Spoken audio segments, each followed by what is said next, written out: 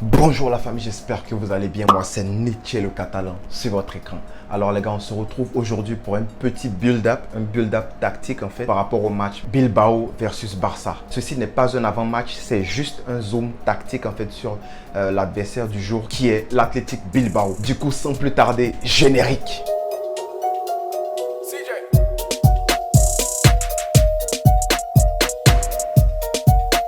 Alors les gars, aujourd'hui on va parler de l'Athletic Club, qui est le club connu sous le nom Athletic Bilbao, qui est le club coaché par Marcelino, le club que Massian aime appeler les catcheurs, les lutteurs.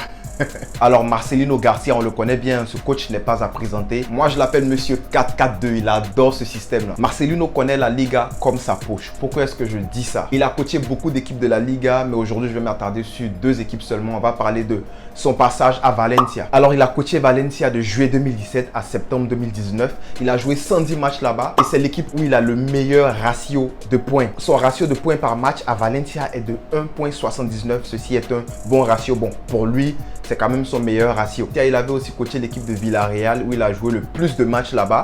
Il a joué 177 matchs avec un ratio de 1,72 points par match. Marcelino et l'Athletic Club, on sait que c'est deux entités qui adorent évoluer en 4-4-2. En fait, c'est la formation préférée de Marcelino selon mes recherches. Mais Marcelino n'hésite pas aussi à switcher de temps en temps en 4-2-3-1. Et c'était le cas contre leur match contre l'Atlético la saison dernière. Ils avaient joué en 4-2-3-1. Ils avaient collé la misère à l'Atlético. Lors de ce match, il avait joué en dos pivot avec Lopez et Garcia. Et je vous dis là, c'était très difficile de pénétrer dans leur milieu. Parce qu'en fait, ce qu'ils font quand ils jouent en 4-2-3-1, ils resserrent le milieu, ils le densifient avec beaucoup de joueurs et ils laissent les côtés libres à l'adversaire. On sait que l'Atlético l'année dernière, ils jouaient beaucoup, ils marquaient beaucoup en fait en passant par le milieu, pardon.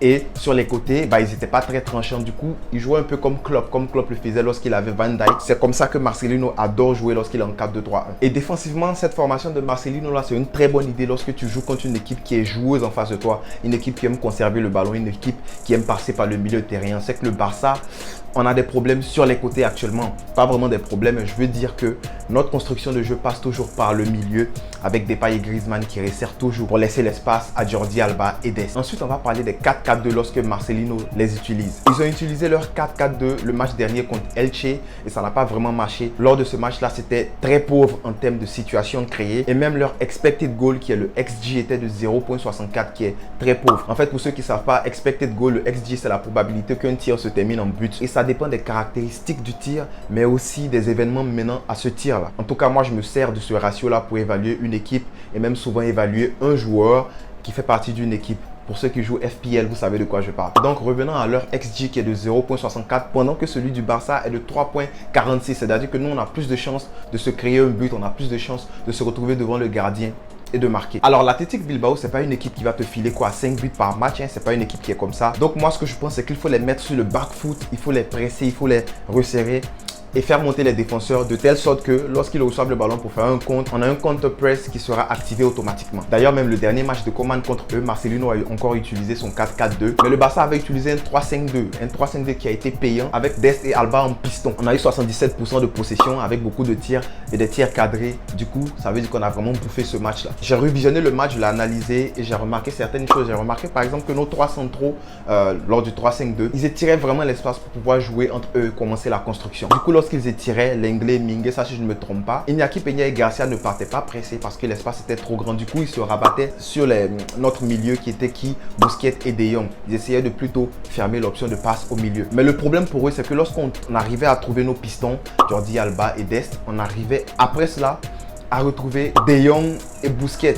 Du coup, on ne passait pas directement par les centraux vers les 6 ou vers le double pivot. On partait vers les pistons et on retournait au milieu. Et quand c'est comme ça, la première ligne de pressing qui était Iñaki et Garcia, elle était déjà engloutie, elle était déjà transpercée. Lors de ce match-là aussi, il y avait Pedri et Messi qui redescendaient au centre pour venir construire, pour venir faire partie de la construction, pour venir aider les milieux, vu que je vous dis que Marcelino aime densifier son milieu. Mais le truc, c'est que lorsqu'on arrivait à trouver nos pistons, les latéraux, je pense que c'est Mounian, hein, le latéral de Bilbao, il était en panique, il était en problème parce que ça faisait un 2 contre 1, c'est-à-dire Dest et puis Messi de l'autre côté contre Mounian tout seul. Alors ce que Bilbao essayait de faire, c'est de redescendre beaucoup pour fermer les espaces. Mais le truc, c'est que lorsqu'ils redescendent beaucoup, nos défenseurs centraux viennent fermer, comme je l'ai dit tout à l'heure, viennent fermer le milieu pour activer un counter-press qui est très rapide et très automatique. On a vu souvent même que Lenglet récupérait les ballons au final third de l'équipe adverse. Ils n'avaient même pas le temps d'arriver à la ligne médiane. On avait aussi de temps en temps De Jong qui laissait le milieu de terrain à Busquets, vu que le milieu était en surnombre de l'équipe adverse.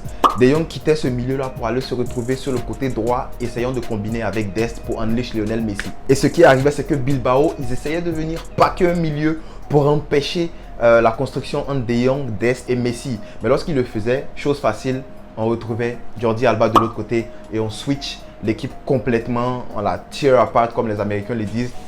Et puis on arrivait à marquer, on a même marqué un but comme ça. Les points forts de Bilbao pour moi, selon mes recherches, c'est créer des chances de tir de loin, contre-attaquer, surtout avec Iñaki Williams. On se rappelle de la photo, la mythique photo de Piqué qu'il utilise comme trailer. Et ils ont une défense qui est très compacte, qui est aidée par le milieu de terrain. Mais les points faibles de cette équipe-là, c'est la capacité à finir devant les buts. Mais avant même d'arriver là-bas, c'est la capacité à créer des occasions lorsqu'ils sont en difficulté. Mais attention, Bilbao, c'est aussi une équipe qui pourrait se transformer en l'Inter de Milan de Mourinho 2009-2010. Du coup, il va falloir faire attention avec ces contre-attaques de malade. Du coup, c'était rapidement mon zoom tactique sur l'adversaire qui est Bilbao.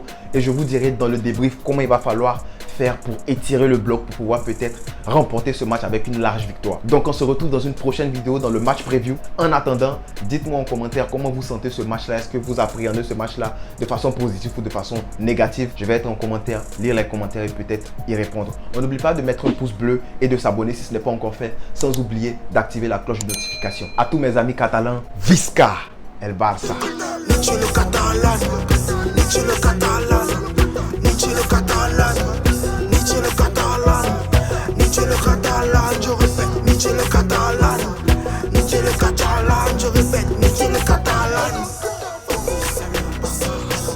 Oh, attendez, si vous voulez vous abonner, c'est par là ou par là.